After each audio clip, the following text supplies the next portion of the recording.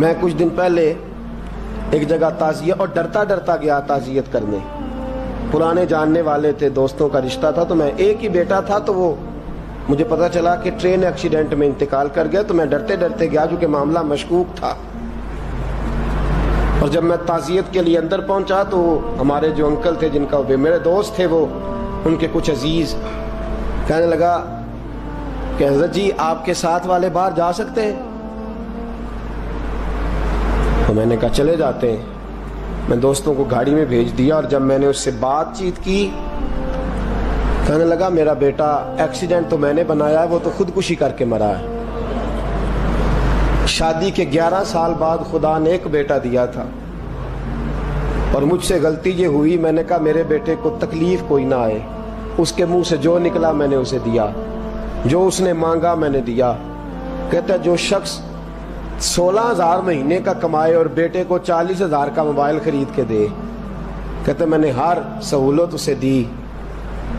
پھر ایک امیر کی لڑکی سے یونیورسٹی میں پڑھتے ہوئے اس کا تعلق بنا. بچی کے میسج بھی میں نے اپنے موبائل, اس بچے کے موبائل میں دیکھے, اور اس لڑکے نے جو میسج سینڈ کیے وہ بھی میں نے دیکھے.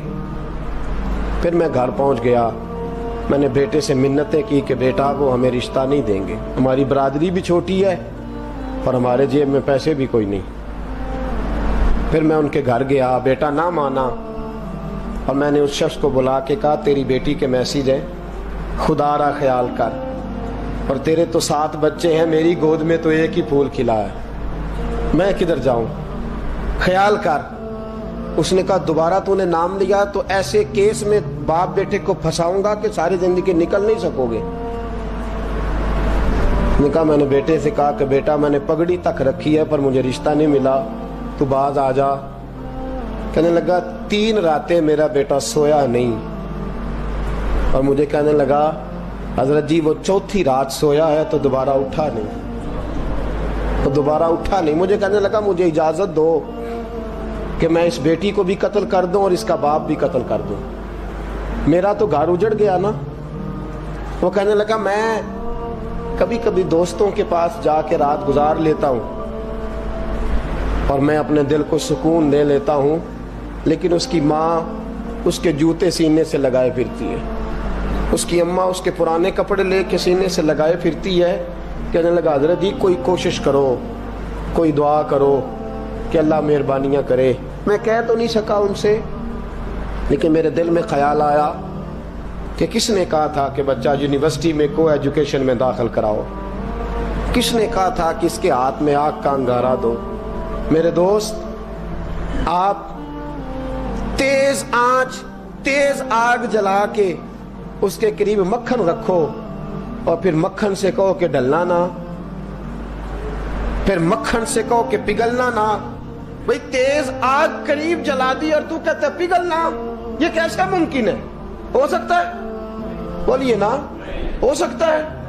لڑکا اور لڑکی کٹھے کالج میں پڑھیں, ایک کمرے میں رہیں, ایک چھت کے نیچے رہیں, ایک دوسرے کو دیکھیں, نام جانیں, فون نمبر پاس ہو, اور پھر کہنا کہ تم عشق کا چکر نہ لڑانا, کیسے ممکن ہے؟ اور بڑے سیانے بندے کہتے ہیں حضرت صاحب اعتماد ہونا چاہیے اولاد پہ. میرے نبی پاک کو اپنی بیویوں پہ اعتماد نہیں؟ عبداللہ ابن مکتوم نابینے سے ابھی آئے ہیں تو حضور نے فرمایا پردہ کر لو. حضور کو اعتماد نہیں؟ مصطفیٰ سے پاک گھر کسی کا ہو سکتا ہے؟ فرمایا پردہ کر لو, نقاب ڈالو. سونے وہ تو نابینا ہے, فرمایا تمہیں تو نظر آتا ہے نا, ڈالو نقاب. یہ اعتماد ہونا چاہیے. یہ کیسا اعتماد ہے کہ تو تیز آگ جلائے اور مکھن قریب رکھ کے اعتماد کر, یہ کیسا اعتماد ہے؟ ایک حدیث سنانے لگا, زندگی بھر بھولنا نہ,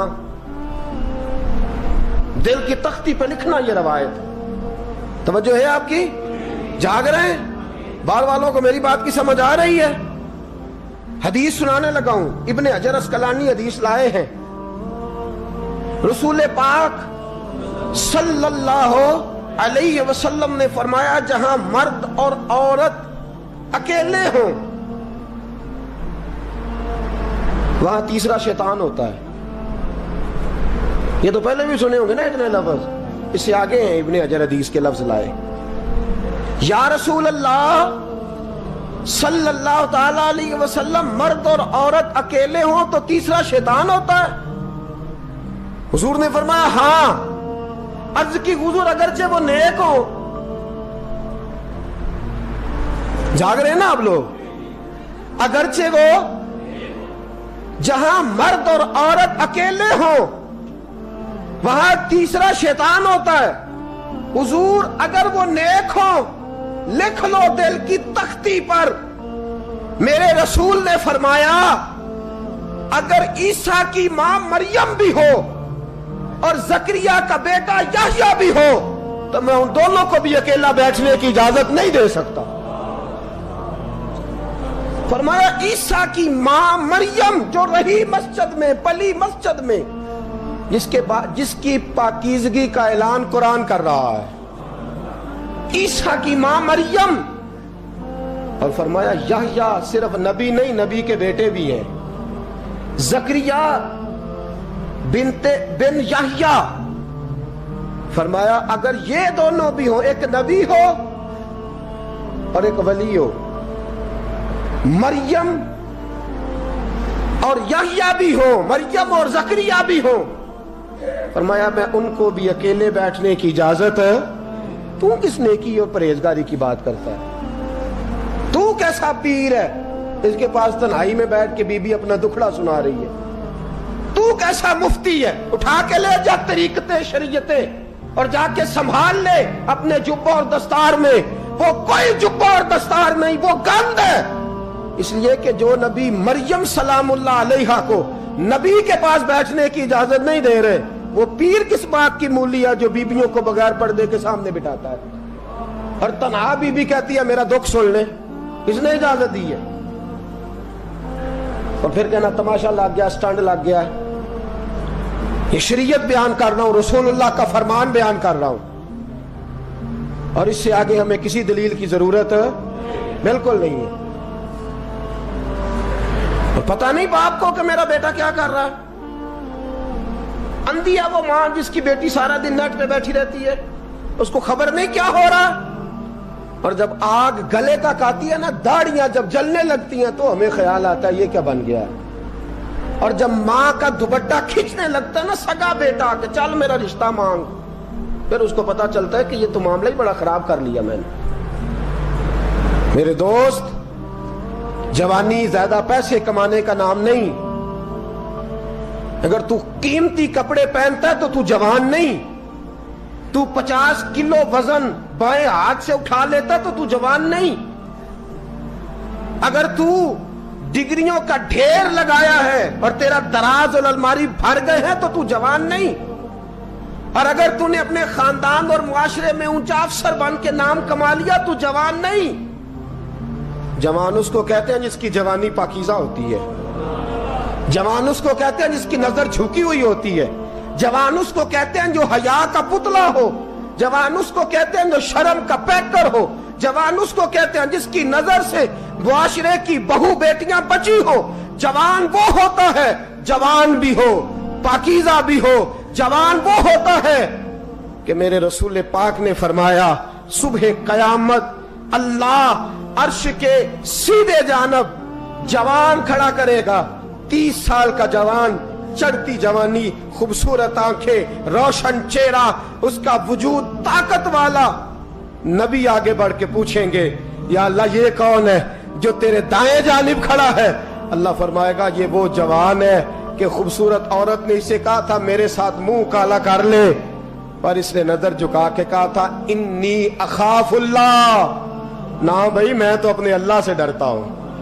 فرمایا یہ پاک جوانی والا ہے، یہ حاجی نہیں، نمازی نہیں، یہ ولی نہیں، یہ صوفی نہیں، یہ وہ نہیں جو غوث زمان ہو، قطب دورہ ہو، پیر طریقت نہیں، مفتی وقت نہیں. یہ خالی جوان ہے پر پاک جوانی لے کے آیا ہے. یہ خالی جوان ہے پر پاکیزہ جوانی لے کے آیا. یہ خالی جوان ہے پر اس کی نظروں میں حیا بڑی ہے.